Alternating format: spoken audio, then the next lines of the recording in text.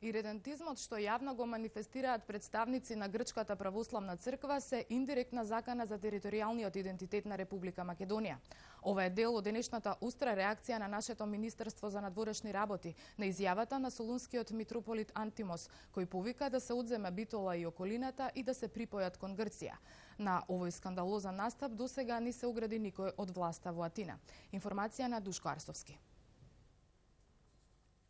Офанзивата на која пред 3 дена повика митрополитот Солунски на Грчката црква предизвикаа остра реакција на Македонското Министерство за надворешни работи.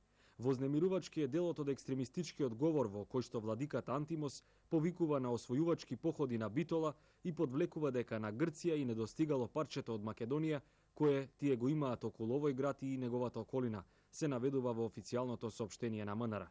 Се констатира дека никој од владата во Атина засега не се оградил од ваквите изјави.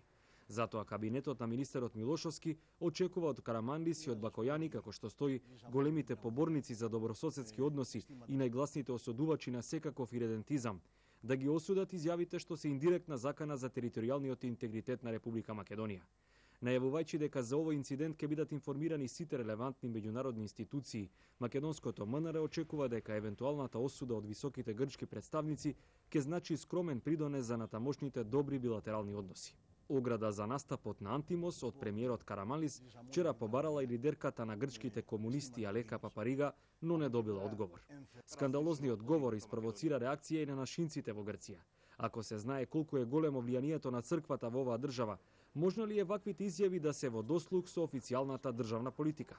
Мислам дека не постои некоја соработка за начинот на однесување на грчката црква и на грчката влада. Тоа ќе беше уште покатастрофално од самата изјава на владиката во Солун.